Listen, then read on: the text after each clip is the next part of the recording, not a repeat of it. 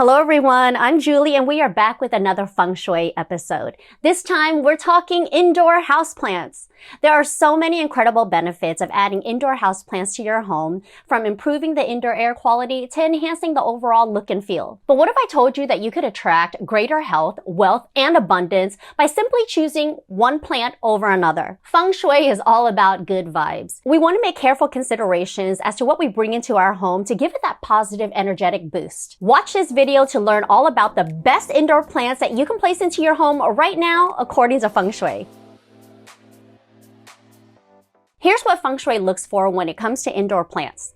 You want to look for indoor plants with leaves that are rounded and curved. Heart-shaped leaves are really great as well. You want to avoid pointy leaves, pointy spikes. These are considered poison arrows in Feng Shui that kind of have like a jutting effect, especially when these houseplants are aimed at your body or they're directed kind of towards your heads or in the general vicinity of wherever you're seated. Those poison arrows can have some detrimental value, especially when you're trying to create a more harmonious environment. Now that you know what we're looking for, here's a list of the top 9 best indoor plants according to Feng Shui in no particular order. We are starting with my favorite of the bunch. It is the money tree. The money tree, the Pachira aquata, is known for its really large, vibrant leaves. Feng Shui loves the money tree because it has money in its name. Money symbolizes wealth. Wealth symbolizes abundance. We're not just talking about financial abundance in terms of like financial wealth or money. Abundance can come in so many other forms. You can have an abundance of health. You can have abundance of love, of joy, of happiness, of family. So think about all those riches that you want more of in life. The money tree has really distinctive features, from its palmate leaves and its gracefully braided trunk to its large glossy green leaves. The money tree is a low-maintenance indoor foliage plant, but it's also able to give your home a very tropical feel. The money tree not only absorbs toxins in the air, but can also become a really beautiful statement piece. It can adapt and thrive in a variety of light environments, ranging from low light to bright indirect light to even fluorescent lights, especially if you're living in a low light space. My money tree is in the wealth and money corner of my living room. Right now, my money tree is money, y'all. I mean, it's so pretty right now, which means that money is coming in and I am one happy girl. The next best indoor houseplant, according to Feng Shui, is the jade plant, the Crassula ovata, or also known as the money plant. The money plant is a popular succulent houseplant with a miniature tree-like structure and thick, fleshy opal leaves. Feng Shui loves this plant because it's believed to attract wealth due to its coin-shaped nature of its leaves. The coin shape is a favorable symbol in Feng Shui because it brings more luck and auspicious fortune. Money plants prefer bright indirect light with few hours of direct sunlight each day to keep their foliage full and vibrant, making them the perfect houseplants. Money plants are super easy to care for and they typically have uniform growth. Feng Shui loves these plants because they don't need to be pruned regularly to look great. They will hold all of their foliage for months without dropping a leaf if cared for properly. Succulents are really low maintenance. A typical issue is that people overwater their succulents. So when you see the leaves of your jade plant almost like shriveling up, it could be that you're overwatering it or it could be that you're underwatering it. You could pot like a tiny little jade plant to put on your work from home desk, even your office desk. The jade plant is a really great activator of qi because it has really small waxy leaves. So the small waxy leaves are almost indestructible. I have a ton of jade plants that are sprinkled all throughout my garden. But if you're bringing these jade plants to grow indoors, you want to place them on a south or west facing window where they'll receive a lot of natural sunlight. If the plant is not getting enough light, you'll know it right away. It'll start to stretch and lose its compact shape. So always think about the maintenance and care, especially when you're bringing any type of succulent inside the home. The next best indoor houseplant, according to Feng Shui, is the beloved POTHOS plant, the beginner plant that everyone loves. POTHOS is one of the easiest plants to grow and propagate. It's a tropical vine native to the South Pacific, and it can easily be trained to climb a support or a trail from a pot or a hanging basket. It's super adaptable, and the minimum maintenance makes it a really great houseplant for a beginner. POTHOS are super fast-growing plants. It can grow between 12 to 18 inches in 1 month. It features draping vines with pointed, heart-shaped green leaves with variegated patterns and colors. Feng Shui loves the POTHOS plant because there is an abundance that's inherent to the qualities of the pothos. Just think, because the pothos is so easy to grow and propagate, there's also a generosity that's involved with it, right? Because if you propagate the plant and you gift it to other people, the very act of gifting the plant has so many beneficial qualities to it. It's the farmer's mentality that Feng Shui loves. You have an abundance of fruit on your land. You have all of these mature trees. You're giving away your fruit. You're giving away the fruits of your labor. You're giving away the abundance of your land. So the more you give, the more you get in return. The next indoor plant on this list is the heart-shaped Philodendron scandens. The philodendron heart leaf is an air-purifying vining plant that is easy to care for and has fun heart-shaped glossy leaves. This is a low-maintenance plant that is a great addition to your home. You can place it on a shelf where its vines can trail down, or place it next to your desk if you want a boost of positive energy as you work. Like the pothos, it's actually a very forgiving plant according to Feng Shui. It can thrive in low light conditions. It can thrive under fluorescent or grow light. To help it thrive, you want to provide bright indirect light. Higher humidity levels promote larger leaf development, trailing vines. That just means more plant to propagate, to gift, and share. The next best indoor house plant, according to Feng Shui, is a white bird of paradise, the Strelitzia nicolai. Be careful with the white bird of paradise because it could grow massive in size, which is what Feng Shui loves. With its stunning foliage and impressive size, this plant will make a show-stopping wow statement in any home. The Strelitzia nicolai features large powder-shaped leaves with a glossy green color and distinct ribbing. Its leaves grow into a fan-like formation resembling feathers of a bird, hence the name Birds of Paradise. The plant can grow quite massively, but the thing that I love best about it is that it doesn't take a whole lot of footprint. If you notice its size and height, it kind of grows up and it can splay out. This is a really great plant for like an empty corner of the home, especially if you feel like you have a dark corner, a dingy corner, or something that needs a little bit more life and brightness. Foliage plants with bright, lush leaves are great absorbers of qi in Feng Shui. You can place a white bird of paradise in a location that receives bright indirect light. While it can tolerate lower light conditions, it thrives in bright filtered sunlight. But you want to avoid placing it in direct sunlight because it can scorch the leaves. It can tolerate lower humidity levels, but remember that this is a tropical plant.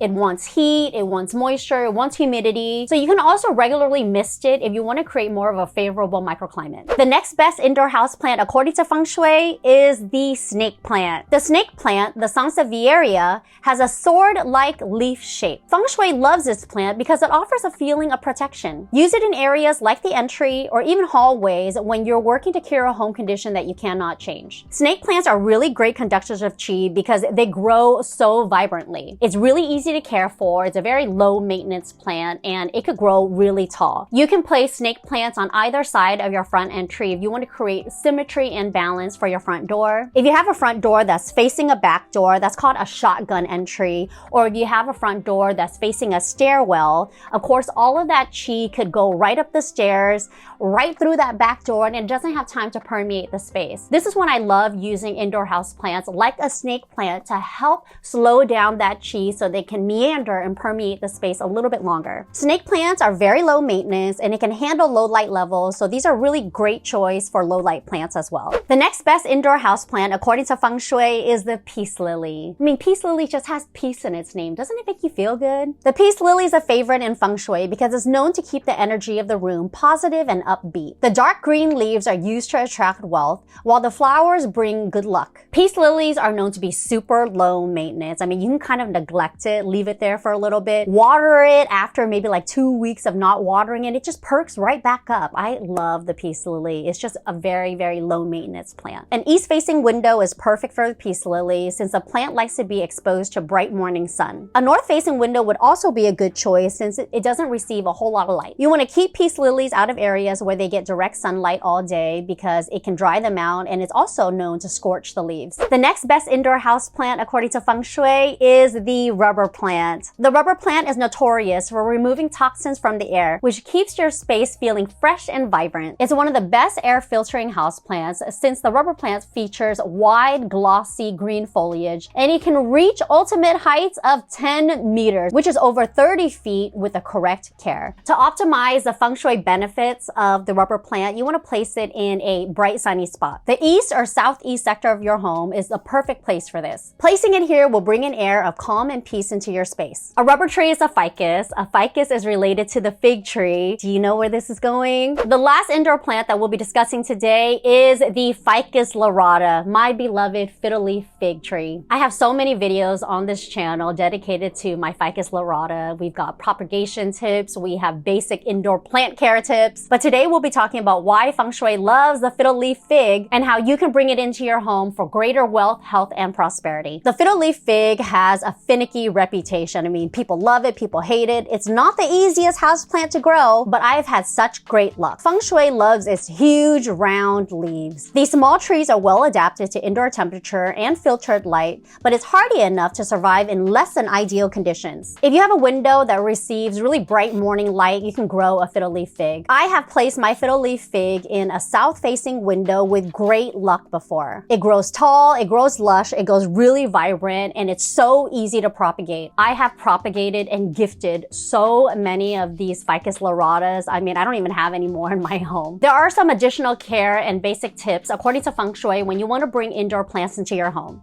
You want to absolutely make sure that the plant is clean and thriving. You want to wipe the leaves at least once a month. It will keep them looking their best and it allows for optimal photosynthesis. You want to make sure that you regularly prune and care for your indoor trees. Clean the soil, remove the dead leaves and all of that decaying matter. Plants don't grow quickly. I mean, they take the time to cultivate, nourish, and grow. Having indoor plants in your home also teaches you a lot about responsibility, care, maintenance, and patience. But it's also about all of the symbolic qualities of indoor plant care as well. This video is not about telling you to go out and buy, all of these 9 plants and all of a sudden you're gonna get rich quick. That is not what we're talking about here. If you want to feel more connected to nature and live in a more harmonious environment, both inside and outside the home, think about inviting a collection of houseplants that beautify your space. Before we end today's video, it's pop quiz time. I'll be showing you a series of plants and we'll be testing your knowledge. Is it good Feng Shui or bad Feng Shui? Let's start with the cactus.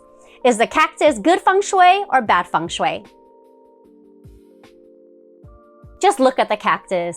It's cute, it's cuddly, it's vibey. It has all those Southern California vibes, but upon closer inspection, cacti has prickly, sharp energy. Spikes are a danger. All of these little pricks are like poison arrows that can prick you, they harm you, they're dangerous, they are bad Feng Shui. So definitely never, ever, ever decorate your home with cacti. How about the bonsai plant? The beloved Japanese bonsai. Is this good Feng Shui or bad Feng Shui?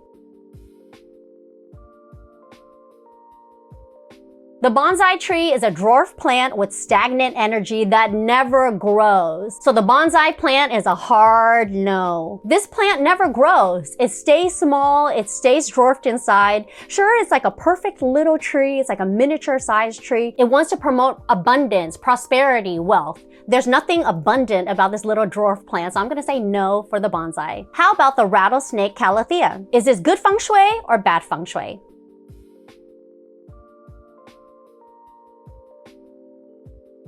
The rattlesnake calathea is good Feng Shui. Feng Shui loves its dark, vibrant leaves. Feng Shui also loves a variation of color in its bright, glossy green leaves. Feng Shui loves a plant that grows wide and bushy. It's a very low-maintenance plant that thrives in indirect light. So the rattlesnake calathea is a yes. How about the indoor palm tree? Is this good Feng Shui or bad Feng Shui?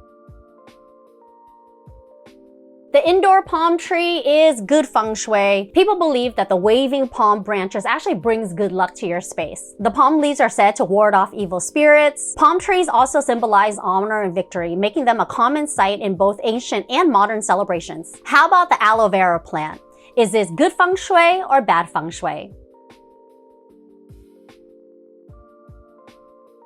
This one's a trick question, and I'll tell you why. The spiky leaves on the aloe vera plant is negative implication in Feng Shui because obviously those spiky leaves are a poison arrow. However, the positive implications of the aloe vera plant almost combat all the negative ones, right? The aloe vera plant has thick, fleshy stems that contain a translucent gel that has healing and soothing properties. The aloe vera is also said to ward off bad luck and bad energy, helping you realign your chi and create more of a positive mindset. So the spiky leaves are bad, but the healing properties are good. What do you think of the aloe vera monstera plant. Would you consider this good feng shui or bad feng shui? Lastly, we have the monstera. The Monstera lechloriana, Monstera deliciosa. I mean, which one do you have in your home, and do you think this is good feng shui or bad feng shui?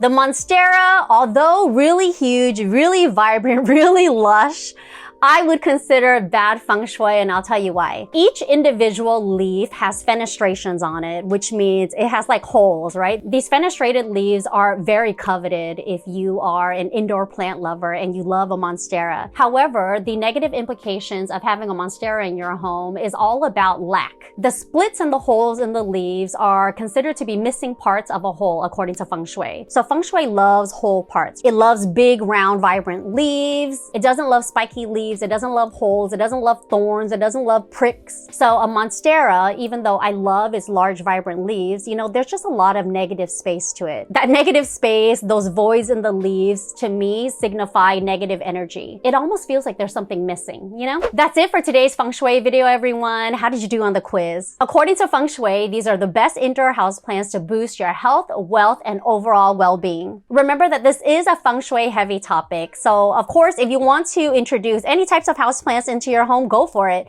It's your home, decorate it however you want to. I'm simply here to deliver the message. If you like this type of content and you want more feng shui on the channel, please give this video a like and a thumbs up. Comment below and let me know if you have any questions when it comes to the indoor plants that you currently have in your own home. And subscribe to my channel if you haven't already. Click that little notification bell to be notified of new videos that we drop on the channel every single Thursday. If you're loving this type of content and you want more houseplants, definitely check out this video that I'll link for you right here. It's how to style your home with indoor plants, all of my best designer approved styling tips. Thank you so much for watching, everyone. I'll see you next week.